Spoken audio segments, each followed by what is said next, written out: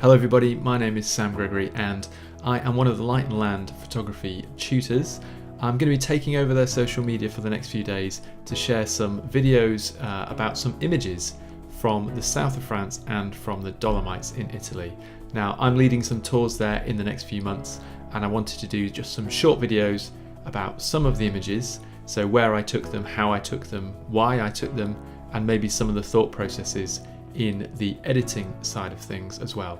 So these are just going to be short videos and there's going to be a couple every day for the next few days, and we're going to look at 10 or 12 images in a bit more detail. So without any further ado, let's jump straight in with this first image from the Dolomites.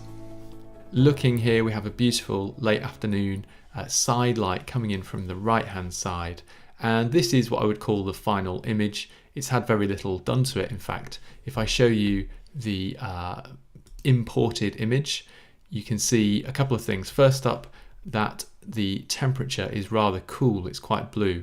I will have probably just been shooting auto white balance at the time, and that is a tip. Just keep your eye on that because of a late afternoon, sometimes of an early morning, some cameras can tend to be on the cool side.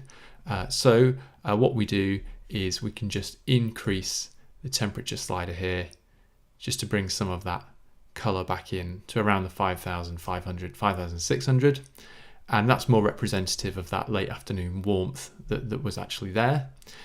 Also here you can see that it's shot in a slightly more compact format, so it's shot in 4:3, so the aspect ratio is 4:3. My actual preference is to have this in 3:2, so let's just pop it into there.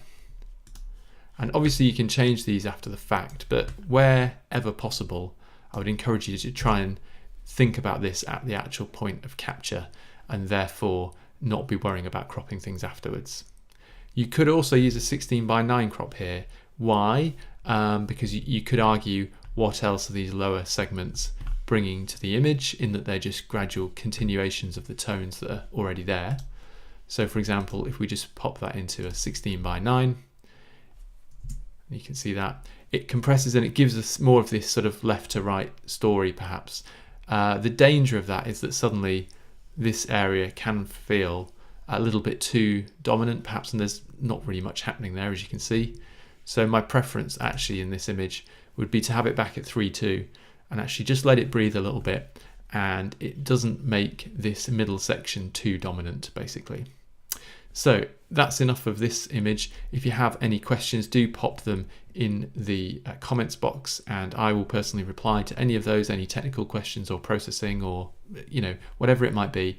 And we'll be back in the next few days with more images, including more critiques and more breakdowns technically from a composition point of view. Thanks for watching.